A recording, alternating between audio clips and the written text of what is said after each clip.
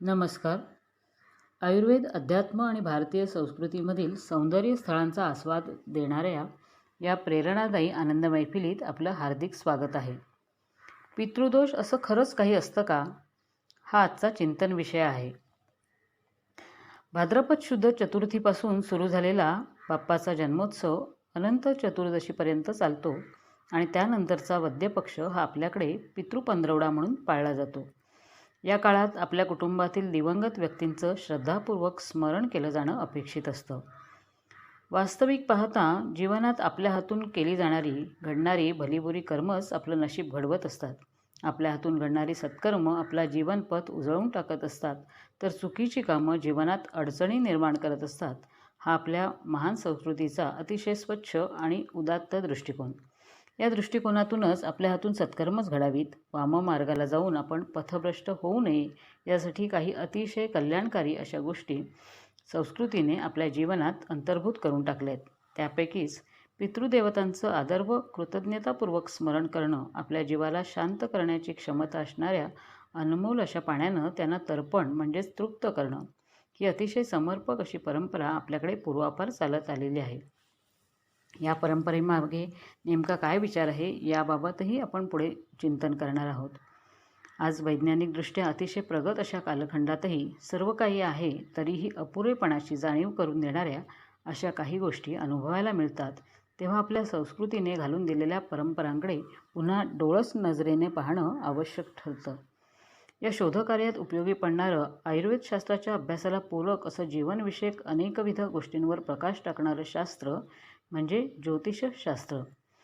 ज्योतिषशास्त्राला वेदांचा नेत्र असं म्हटलं जातं. म्हणजेच माहिती असणाऱ्या गोष्टींच्या आधारे वर्तमानातील विज्ञानाला अनुत्तरित अशा प्रश्नांबाबत अनेकविध शक्यता पडताळून पाहणं आणि दूरदृष्टीने पुढे येऊ घातलेल्या संभाव्य परिस्थितीचा वेध घेत तदनुसार आपल्या कर्माची दिशा निश्चित करणं, हे ज्योतिषशास्त्राचं प्रयोजन आणि ज्योतिषीय विचारांचा गाभा. या दोन्ही गोष्टी प्रिव्हेंटिव्ह मेडिसिन किंवा आयुर्वेदीय स्वस्थ वृत्त या सदरात सामावू शकतील अशा आहेत. आपली अतिशय अनमोल अशी जीवनमूल्य आज केवळ त्यामागची शास्त्रशुद्धता कळत नसल्याने अशास्त्रीय ठरवून पायदळी तुडवली जात आहेत आणि नकळत आपण स्वतःचं नुकसान ओढवून घेतोय, अशी परिस्थिती आजूबाजूला बऱ्याचदा पाहण्यात येते. अशावेळी परंपरेने चालत आलेली प्रत्येक गोष्ट का करायची, त्यामागची कारणमीमांसा आपण पटवून देऊ शकलो, तरुण पिढीच्या काला उत्तर देऊ शकलो, तर या गोष्टी आचरणात आणल्या जाण्याची शक्यता जास्त आहे असं मनोमन वाटतं. की प्रत्येक गोष्टीमागची कारणमीमांसा समजून घेण्यासाठी आयुर्वेद आणि ज्योतिषशास्त्र यांचा एकत्रित अभ्यास खूपच उपयुक्त ठरतो, हा माझा व्यक्तिशः अनुभव आहे. असे अनेक प्रश्न ज्यांची उत्तरं देण्यात कधीकधी आधुनिक विज्ञानही असमर्थ ठरतं, पण आपल्या अनुभवास येत असतात आणि समोर वस्तुस्थिती दिसत असते, त्यामुळे अशा गोष्टी नाकारूही शकत नाही. अशा गोष्टी आपल्याला शोधकार्यासाठी प्रवृत्त करतात, विचार करायला भाग पाडतात. जसं आजकाल घराघरात एवढ्या तेवढ्या गोष्टींवरून वादविवाद विकोपास गेलेले बघायला मिळतात. घरात 4 जण असतील तर चौघांची तोंडं 4 दिशांना, अर्थात पराकोटीचे मतभेद, विसंवाद, परिणामी घराघरात भरून राहिलेली अशांतता, सर्व वैद्यकीय रिपोर्ट्स ठीक असूनही संतानोत्पत्तीमध्ये बाधा, संततीमध्ये व्यंग निर्माण होणं, संततीचा पर्यायाने कुटुंबाचा विकास बाधित होणं, घरात अकारण कुरबुरी, अस्वस्थता, सतत चालू असणारी आजारपणं, पैसा न टिकणं किंवा अकारण वाया जाणं, अतिराग, अतिहव्यास, अनामिक भीती इत्यादीमुळे कौटुंबिक स्वास्थ्य तर हरवतंच, पण तशीच अनुत्तरित राहिली तर हीच अस्वस्थता गुन्हेगारी किंवा व्यसनाधीनतेकडे वळते आणि चक्रव्यूहात फसल्यासारखी परिस्थिती निर्माण होते. अशा अतर्क्य गोष्टी ज्यांची वैज्ञानिक दृष्टिकोनातूनही कारणमीमांसा देणं कठीण होतं, त्यांची उत्तरं किंबहुना असे प्रश्नच समजून घेताना ज्योतिषशास्त्राची चांगलीच मदत होते, हा अनुभव आहे. या इथे जाणीवेला व्यापक करत या प्रश्नांचा मागोवा घेणं आणि हा मागोवा घेता घेता जाणीवांच्या कक्षा अधिकाधिक रुंदावत जाणं, असा हा परस्परावलंबी सूक्ष्मातला मामला आहे. हे सर्व अगदी प्रयत्नपूर्वक नीट समजून घेणं आवश्यक आहे. अन्यथा भीतीपोटी पुन्हा कर्मकांडात अडकून पडण्याचा मोठा धोका या इथे स्पष्टपणाने जाणवतोय. त्याबाबतीत सावधानता बाळगली तरच पाऊल पुढे पडणार आहे, हे पक्क ध्यानात घेणं नितांत आवश्यक वाटतं. असो, आता मूळ विषयाकडे वळूया. जसा आपण आपल्या पूर्वजांचा वारसा जपतो, अगदी आपल्या पूर्वजांच्या कामगिरीपासून प्रेरणा घेतो, पूर्वजांच्या वडिलोपार्जित मिळकतीचा उपभोग घेतो.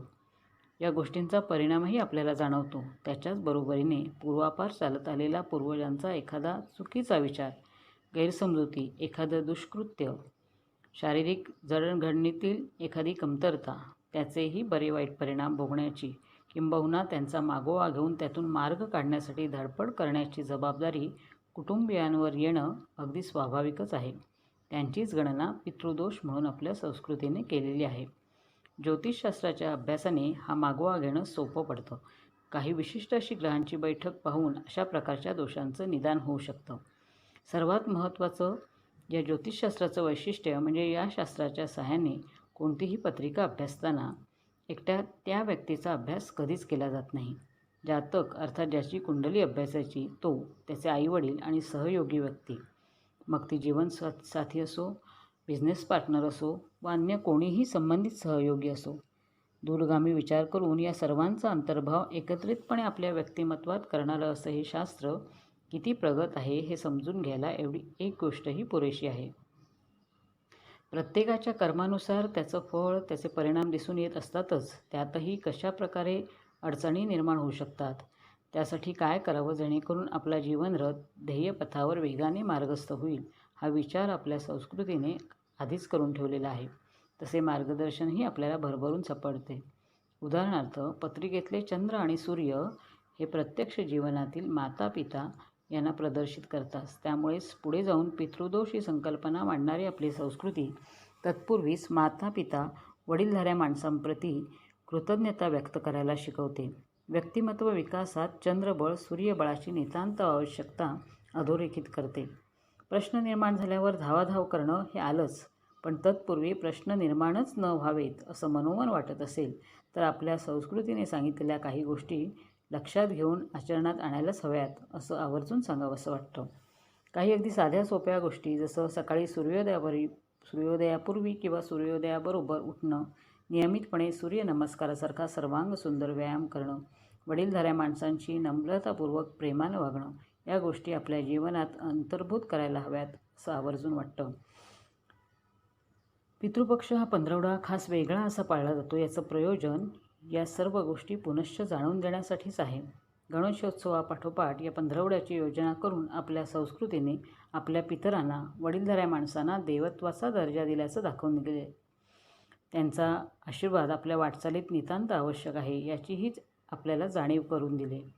आपले पूर्वज आपली खरं तर अगदी जवळची माणसं, पण कधीकधी आपण साधं पाहिलेलंही नसतं त्यांना, अशी आपली कधीच न भेटलेली किंवा आपल्यापासून दुरावलेली मायेची माणसं आपल्याकडे जेवायला भेटायला येणार, ही कल्पनाच किती सुखावह आहे.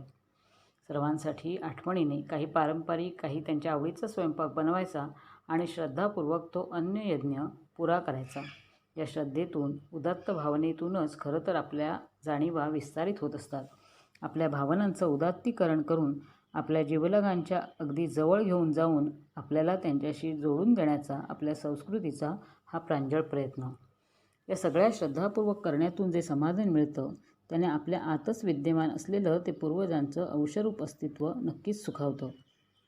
अशाच श्रद्धायुक्त अंतःकरणाने सूर्याला नियमित अर्घ्य देणं, पितृदेवतांना त्यांच्या राहिलेल्या अतृप्त इच्छांना तिलांजली देत तर्पण करणं, अगदी खूप काही नको पण साधा दही भाताचा घास स्मरणपूर्वक बाजूला काढणं, या साध्याशाच अगदी सहज सोप्या गोष्टी श्रद्धापूर्वक करत राहिलं तर त्यातील कृतज्ञ भावामुळे नक्कीच आपल्या जाणीवा प्रगल्भ होऊ लागतात आणि अनेक अनाकलनीय गोष्टी उलगडू लागतात.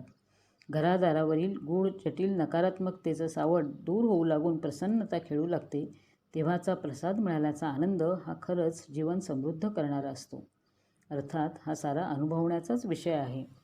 अजून एक आवर्जून सांगण्याची गोष्ट म्हणजे दिवंगत पितरांसाठी पितृपक्षात श्रद्धेने हे सारं करावंच, पण तत्पूर्वी घरात असणारी आपली वडीलधारी माणसं, ज्यांनी आपल्याला जन्म दिला, नाव दिलं, आपलं पालनपोषण केलं, त्यांना कृतज्ञतापूर्वक प्रेमाचा आधार देणं, त्यांची सेवा करणं हे आपलं प्रत्येकाचं परमकर्तव्य आहे. अर्थात हे करणं त्यांच्यासाठी नव्हे तर आपल्या प्रत्येकासाठी नितांत आवश्यक आहे. कारण असं स्वधर्माचं पालन हेच खरं तर आत्मविकासाचं सूत्र आहे. अशा कर्तव्य पालनातूनच आपल्याही नकळत आपला आत्मविकास होत असतो. आत्मबल वाढतं तसा व्यक्तिमत्वात आत्मविश्वास येऊ लागतो. आणि त्यातूनच पुढे व्यक्तिमत्व समृद्ध होऊन जीवनपथावरची आपली वाटचाल दमदार होऊ लागते. असा हा आपल्या संस्कृतीचा सांगावा. हे भगवंतांनी निर्मिलेलं चक्र आहे, सुदर्शन चक्र. आधिभौतिक, आधिदैविक आणि आध्यात्मिक अशा त्रिविध तापांचा समाचार घेत घेत आपल्याला आत्मदर्शन घडवून आणण्याइतपत सामर्थ्य बाळगून असणारं असं हे चक्ररूपी शस्त्र भगवंतांच्या हातात गरगरत असलेलं आपण पाहत आलो आहोत. त्यामागचा मथितार्थ हाच आहे. आईवडिलांनी अजाणत्या मुलांना आधार देऊन प्रेमानं वाढवताना सुरू झालेलं हे चक्र जाणती झालेल्या मुलांनी आपल्या वडीलधाऱ्यांना प्रेमाचा आधार देऊ केल्यावरच पूर्ण होतं आणि तीच चक्राकार गती आपल्या जीवनाला गती देत असते. त्यातूनच व्यक्तिगत आणि कुटुंबाच्या विकास चक्रालाही गती मिळत असते. या कृतज्ञ सेवा यज्ञातूनच आपण आपल्या स्वतःच्या अधिकाधिक जवळ जाऊ शकतो, हा भगवंतांचा शब्द आहे. त्यांच्याच शब्दात सांगायचं तर, हे निर्मिले मी चक्र या लोकी जो न चालवी, तो इंद्रियासक्त तो पापी व्यर्थ जीवन घालवी. थोडक्यात काय तर, आपणच आपल्या तुटपुंज्या माहितीवरून नको ती काहीतरी धडपड करू बघतो आणि वेळ नाही या सबबीखाली विहित कर्मांकडे पाठ फिरवतो. आजकाल घरून काम किंवा अभ्यास करताना घरातील वृद्ध मंडळींची अडचण वाटून त्यांना वृद्धाश्रम किंवा अनाथाश्रमात ठेवण्याची भाषा ऐकायला मिळते, तेव्हा हा गीतेतील स्वधर्म विचार लोप पावत चालल्याची जाणीव मनाला अस्वस्थ करू लागते. जिवंत असताना एक दिवसही वेळ काढू न शकणारी माणसं जेव्हा आईवडील गेल्यावर 13 दिवस घरी राहताना दिसतात, त्या मानसिकतेचा तर अंदाजच घेणं कठीण आहे.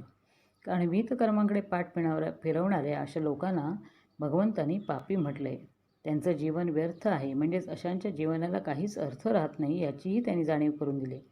नंतरची क्रियाकर्म, श्राद्ध इत्यादी श्रद्धा असेल तर जरूर करावीत, पण वाडवडील असताना त्यांच्याकडे दुर्लक्ष करून नंतर क्रियाकर्म करत राहणं म्हणजे केवळ स्वतःची शुद्ध फसवणूक आहे. त्यातून काही निष्पन्न होण्याची शक्यताही वाटत नाही.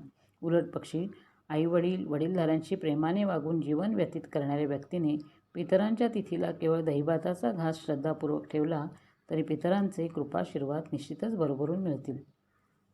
एक गोष्ट आपण नेहमीच मनाशी अगदी पक्की करावी. या सर्वात शेवटी आपण करत असलेली कर्म, त्यामागची सद्भावनाच फलीभूत होत असते, हे लक्षात घेणं अत्यंत गरजेचं आहे. संस्कृतीने सांगितलेल्या क्रियाकर्मांना आपल्या सत्कर्मांची जोड असेल तर आणि तरच अपेक्षित परिणाम मिळणं शक्य आहे. अन्यथा कर्मकांडात अडकलेला जीव स्वतःच निर्मिलेल्या चक्रात केवळ गरगर फिरत राहतो, कर्मबंधनात अधिकाधिक अडकत जातो. इतकं सारं स्पष्ट आणि सोपं असताना आपण जीवनाबद्दल काहीतरी ग्रह करून घेत असतो.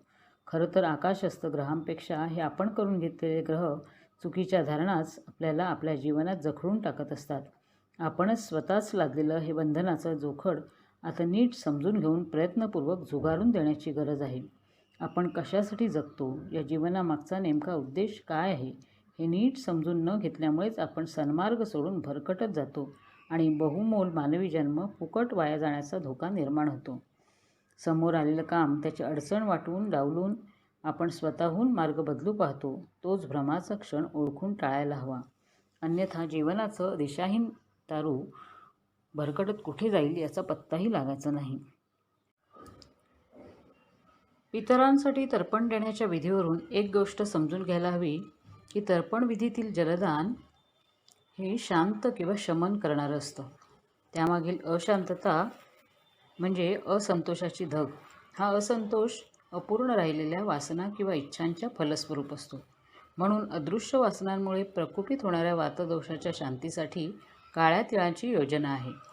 कुटुंब सदस्यांच्या विकासाची गती अवरुद्ध करणारा किंवा इतस्ततः भरकटवणारा हा प्रकोपित वातदोष म्हणजे वासनांचं वादळ असतं, हे लक्षात घेणं आवश्यक आहे.